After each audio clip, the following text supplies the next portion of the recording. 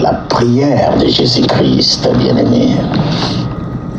Jésus priait continuellement. Continuellement, il priait. La prière du Christ.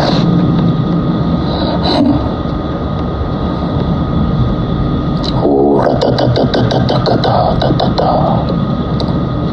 Ratatatata, yatata, ratatatata, ratatatata. Takatatatata, ratatatata. La prière de Jésus, telle qu'elle la présente plus particulièrement les 3 premiers évangiles, est la prière d'Israël élevée à la perfection. Demander à Jéhovah d'accomplir son œuvre salvatrice dans tout le cœur et pour toutes les nations. Telle avait été, en principe, la tendance intime de l'oraison des prophètes et des psalmistes, contrecarrée pendant un temps par les règnes particularistes de la foi qui réservaient le salut au seul peuple juif. Cette tendance fut reprise par Jésus. Son Dieu n'est plus seulement le Créateur et Maître tout-puissant. Matthieu, chapitre 11e, le verset 25, qui veut être craint. Matthieu, chapitre 10, verset 28. Et le Seigneur d'Israël, qui demande à être aimé. Marc, chapitre 12, verset 29e. Il est aussi le Père miséricordieux de tous les hommes, y compris maintenant les pécheurs, les êtres perdus, qu'il cherche afin de les sauver. Luc 19, 10. Luc 15, versets 6, 9 et 32. C'est sur l'avancement de l'œuvre de ces dieux, saisi dans son individualisme et son universalisme pleinement épanoui, que porte l'oraison de Jésus. De celle-ci, les dernières scories de la prière israélite se trouvent expulsées. En disant à Dieu, mon Père, Jésus révèle la relation unique quant à son profondeur et à son intimité qui l'unit, lui, le Fils, à celui dont il s'est élu, et les serviteurs, et de sa prière incomparable et insurpassable sortira l'économie toute nouvelle de la prière chrétienne. Marc, chapitre 14e, verset 36e. Galates, chapitre 4e, le verset 6e. Et Romains, chapitre 8, le verset 15. D'après les évangiles, Jésus priait avant ou après tout acte important de son ministère. Luc, chapitre 6, verset 12e. Luc, chapitre 9e, du verset 18 au verset 29e. Matthieu, chapitre 14, le verset 23. Et Marc, chapitre 6, le verset 46e. Et il le faisait de préférence en se retirant en des endroits déserts. Il s'est retiré dans des endroits désertiques. Marc, chapitre 1er, du verset 35e au verset 39e. Luc, chapitre 5, le verset 16e. Quand il prie pour lui-même, comme à Gethsémani. Marc 14, 35.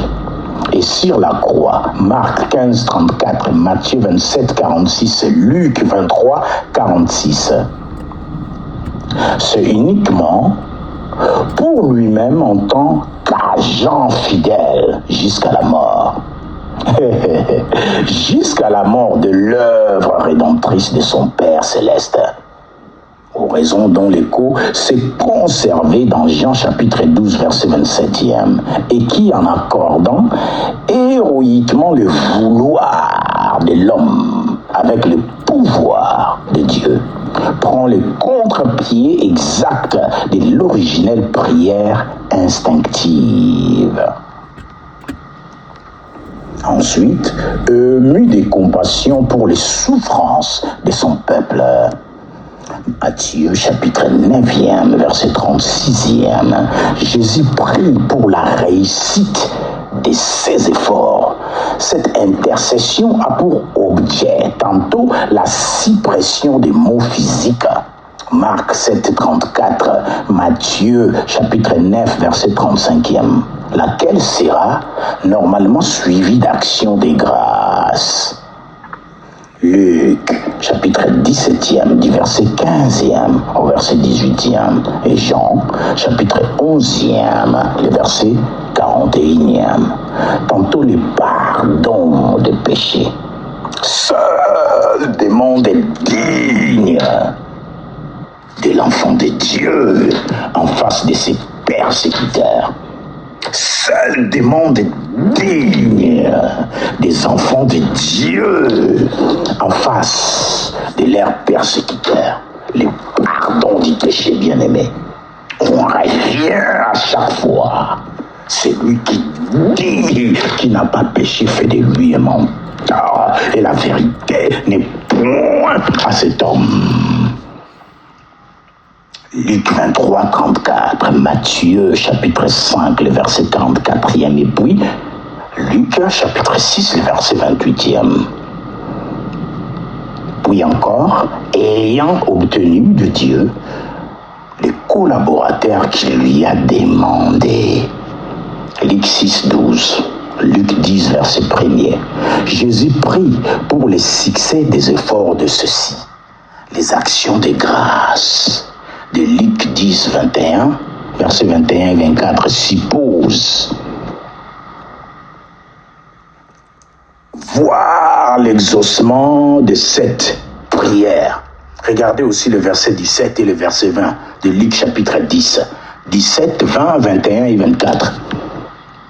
L'exaucement de cette prière. D'autre part, l'intercession de Jésus en faveur de Pierre.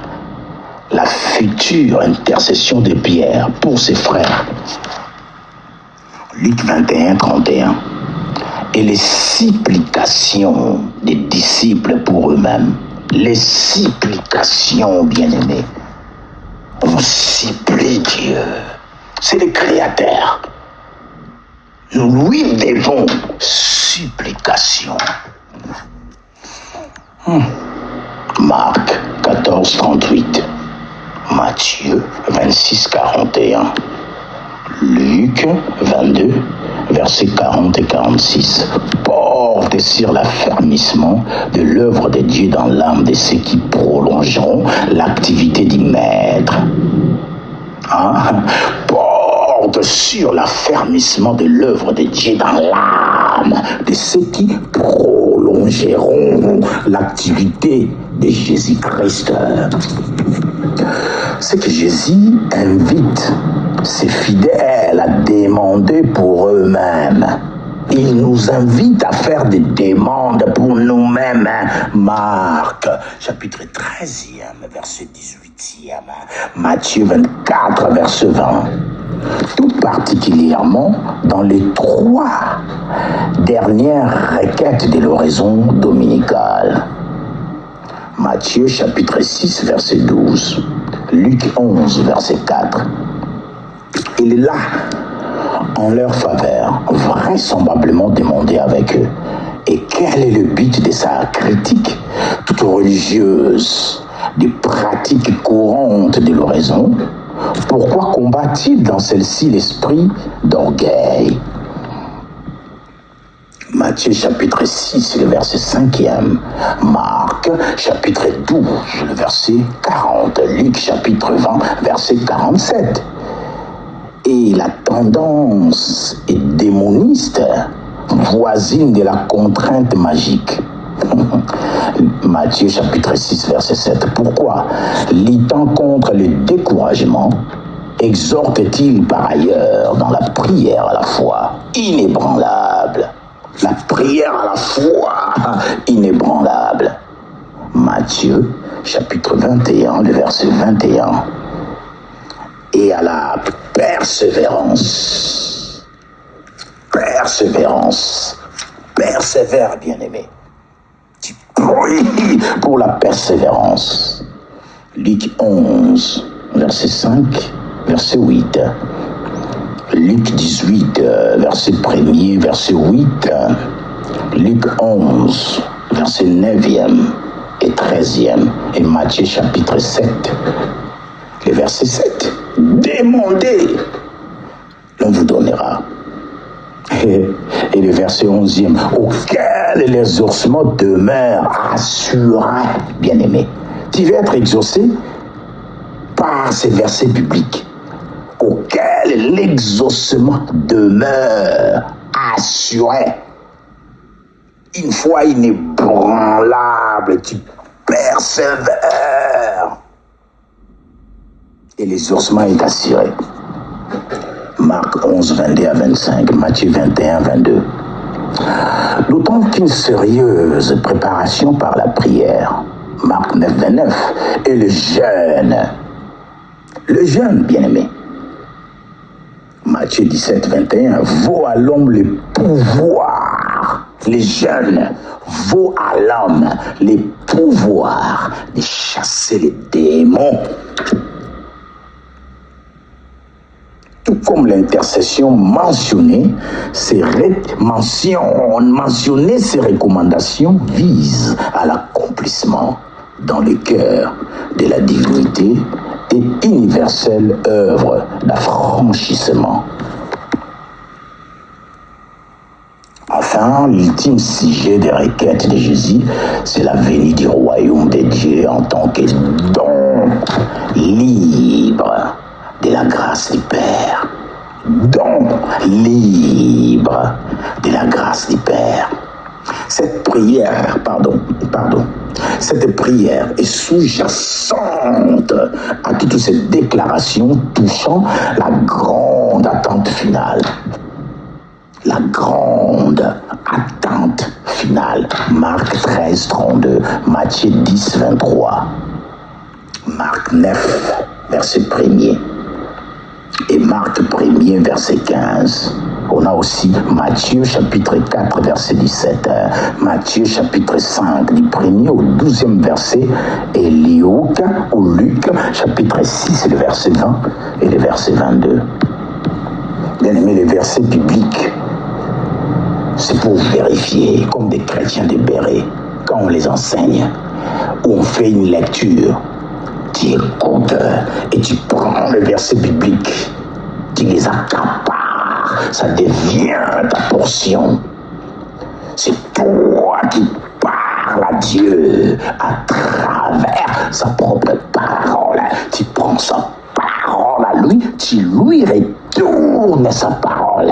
Il ne peut pas s'empêcher de faire les choses sans sa parole. Il est derrière sa parole même pour l'accomplir. Il agit par sa parole. La parole de Dieu le déplace. La parole le fait quitter son trône et descendre majestueusement. Vu qu'une tradition très ancienne rattache intimement les nôtres Père, destiné aux disciples à la prière de Jésus. Luc chapitre 11, le verset 1er et le verset 4e.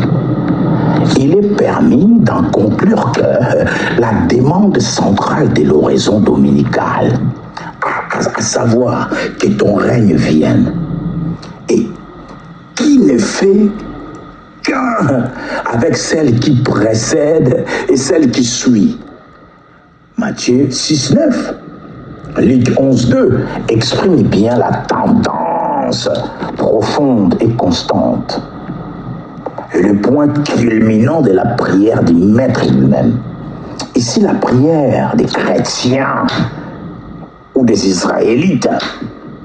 Les Israélites, ici, c'est les chrétiens du monde entier.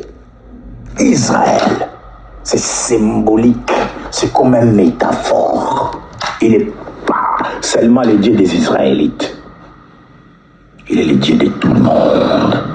Les Israélites ici qu'on parle, c'est une métaphore. C'est l'humanité, bien-aimé. On peut dire l'humanité.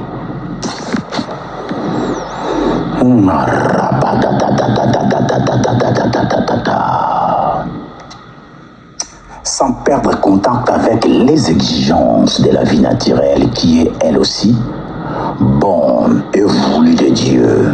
Matthieu 6, 11, Luc 11, 3, Marc 14, 22 et Marc 6, 41. Marc chapitre 8, verset 6e. Sans oublier Jean chapitre 6, le verset 11e. Elle place cependant la recherche du royaume au-dessus de tout. This is our calling, man, to do the work of kingdom. This is our calling, man, to do the work of grace. This is our calling, man, helping people out there. This is our calling, man, to have human heart. Avoir un cœur pour l'humanité, un cœur humain.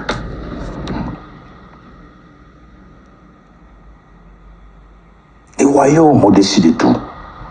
Et dans ce royaume dont l'accès n'est ouvert qu'à la repentance, bien-aimée. La repentance, les privilèges de la nation d'Israël.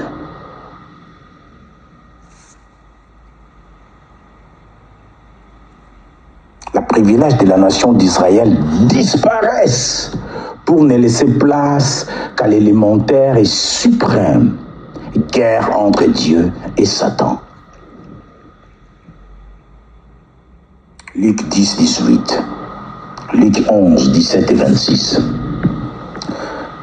Transposé en langage johannique et dépouillé de leur orientation eschatologique, les motifs essentiels de la prière de Jésus, d'après la tradition synoptique, se retrouvent dans l'oraison sacerdotale du 4e évangile, voire Jean 17. Prière sacerdotale.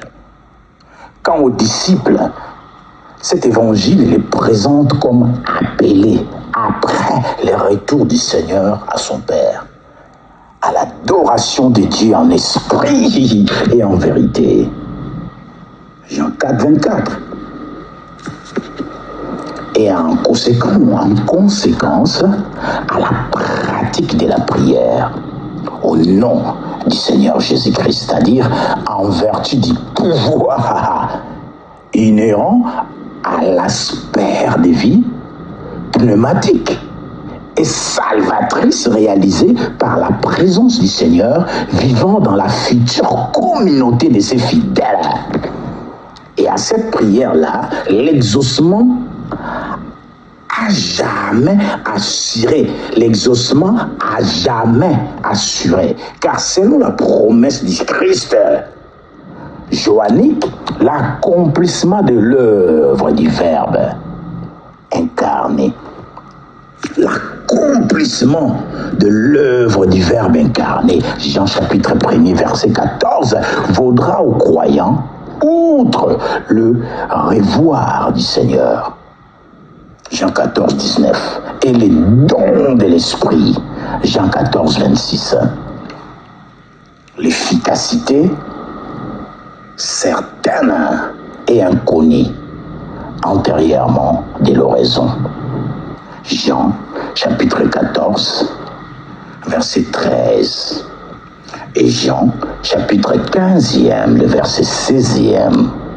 Jean, chapitre 16e, le verset 23e. Et enfin, Jean, chapitre 11e, le verset 42e. Bien-aimé, digérez ces paroles. La prière du Seigneur lui-même, il pria. Suivez son exemple. toujours votre frère, les pasteurs Odar Biomatidi, les cœurs des bébés de l'Éternel, de la mission mondiale pour le salut des âmes. Nous reviendrons demain pour la prière de Saint Paul. L'oraison de la primitive communauté chrétienne fit une prière pneumatique, c'est-à-dire suggérée par la puissance enthousiasmante du Saint-Esprit. On y reviendra, bien-aimé. La puissance enthousiasmante du Saint-Esprit, Actes chapitre 2, du verset 16e au verset 18, le verset 42, Actes chapitre 4, du verset 24e au verset 31, et Actes chapitre 10, verset 45e. Je suis tellement boosté que je vais attaquer, non? On y reviendra demain. Voyez le goût. L'oraison de la primitive communauté chrétienne fit une prière pneumatique, c'est-à-dire suggérée par la puissance enthousiasmante du Saint-Esprit. La puissance visant une manière ou d'une autre à l'avancement de l'œuvre du Christ dans l'Église et dans les âmes bien-aimées. Voilà pourquoi de temps en temps tu es ratatatata, rokototo, mbakatakata, ratutetetekete, rakatata, rakatatatatata, ratatatata, rakatatata, rakatakata. Prie en langue, bien-aimé. La prière en langue devient délicieuse quand tu connais ton Dieu intimement. Même Jésus priait en langue. Eloi, Eloi, lama sabachthani. Comme on disait à Kinshasa, lama sabachthani. Lama sabachthani. Lama sabachthani. Je ne sais pas si c'était en araméen. Pour moi, c'est le parler en langue. C'est le parler en langue. Parce que les autres, ils ont compris. Ils ont dit, ils citent les paroles du prophète. Il invoque le prophète Élie. Élie, petite fille, Talita Koumi. Je ne sais pas si c'est leur langue. Bon, écoutez, hein. À demain, les amis, à demain. À demain, les amis, à demain. Aïe, aïe, aïe.